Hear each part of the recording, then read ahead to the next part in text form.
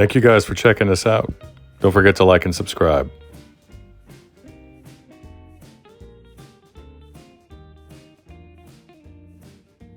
So I've just snipped the cathode end of these caps so I can pull them up, and then I'm going to throw them on a Z-meter one by one.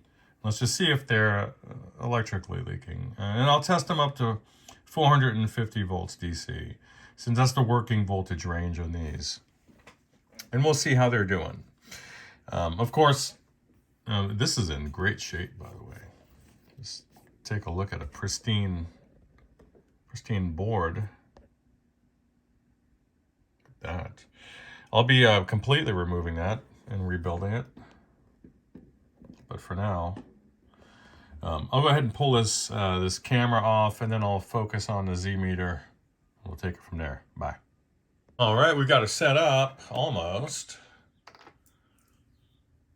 Let's get her in there.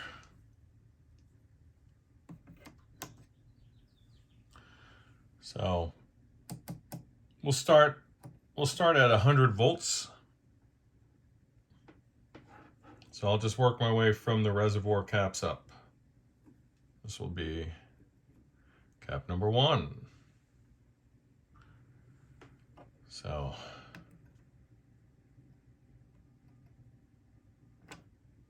ooh. See if we can get a value out of it. So it's drifted from 16 microfarads to 20. Well, that's shorted. Look at that. It was leaking at 100 volts. Let's bring it up to 400. Wow.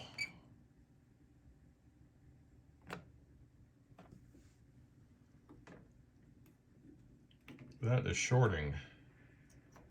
Let's check the second one. We'll take her to 300. See the value? 20 microfarads. That's a leaky cap.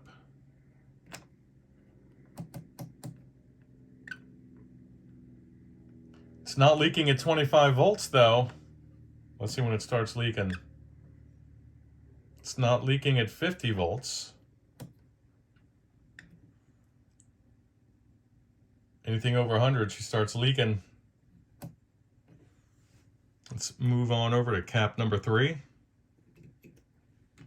These are nasty. Ugh. Nasty caps. Okay. See value. Oh, this one's drifted up. Like 8 microfarad. Leaking at 50.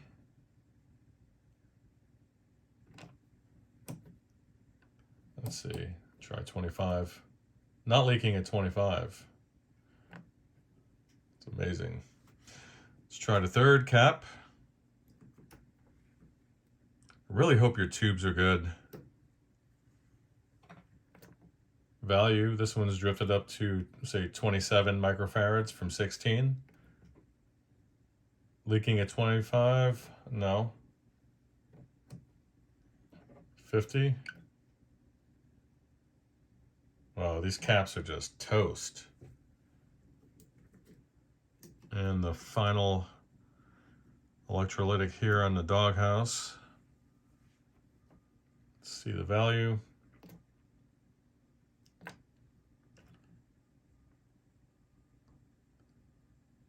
Leaking at 50. She won't even charge up. So there you have it. Completely roasted. And I'm going to do the same thing with the bias cap there as well. All right, so here's a part where, well, this is the part where we say adios to the old power cord and strain relief. And I love when they're on the bottom side of the chassis. So I'll send this back with you, buddy. You can have her as a memento. Even though it looks like there was an actual break in it. Somebody put some black tape across one of the sides. All right, so let me get my strain relief tool here. And you guys need to get, you need to get this tool. It's designed for strain relief work. You need to pick up one. Let's see if there's a name brand. It says Pros Kit on it. Sorry for the bad lighting. Let me see if I could turn this on. There we go. It says Pros Kit on it. You can see there. It's the proper tool for the job. A pair of pliers is not the proper tool for this job. There it is. So, the power cord going in its place is going to be significantly larger in diameter. So what does that mean? Well, that means I'm going to have to enlarge this hole. But I'll get my micrometer out and see how close I can get. So this strain relief clamp is no longer sufficient for the task. It's going to go in a parts box for now. And I will get another Hakko item.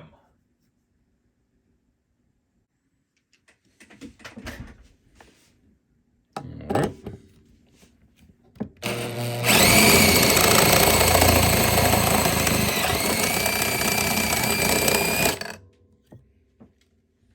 That should do it. And we'll clean up the edges with one of my tools, and we should be able to proceed.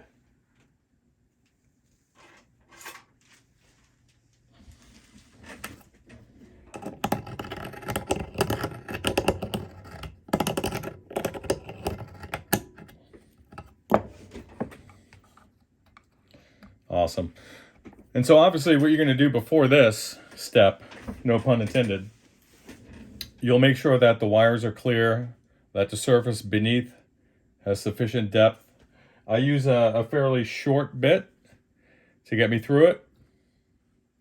And then after that, and before that, you'll have a little oil there I need to clean up. And then you're going to use this guy here to ream out the little bit of trash that will be remaining on the opposite side of your punch out. All right, here we go. I'm just fitting it now. There she is.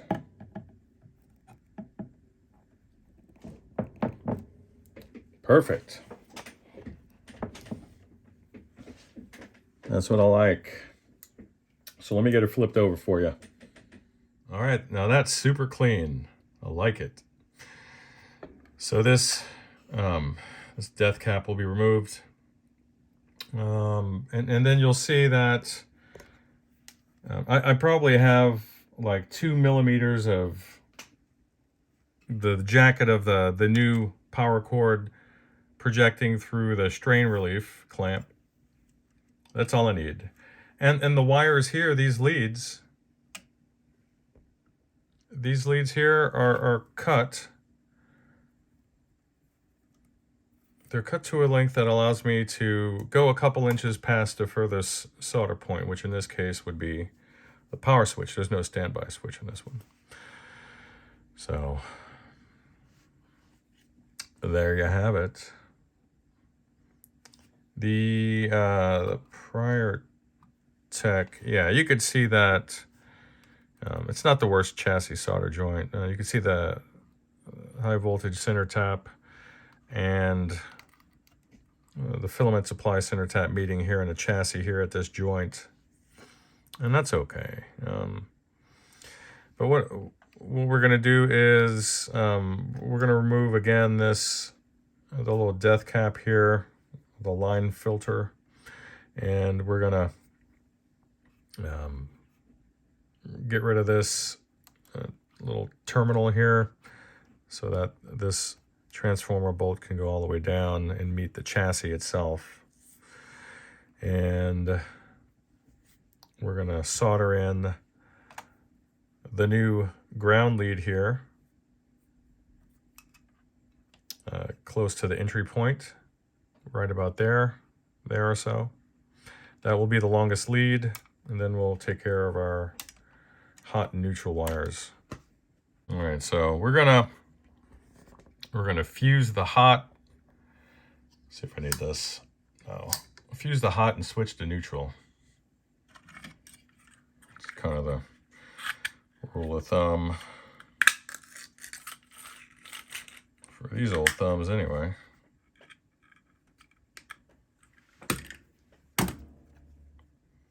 I've taken this ground switch out of the equation.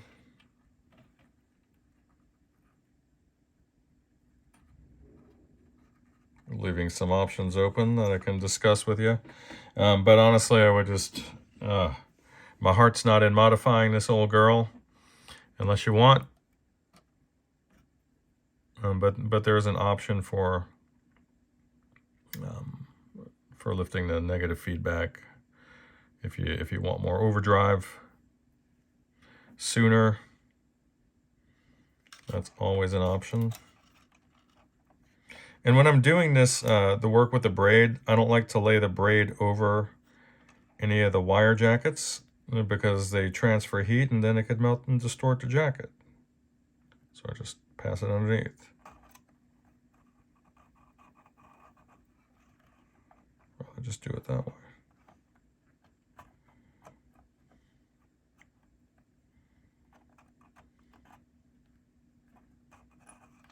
There we go.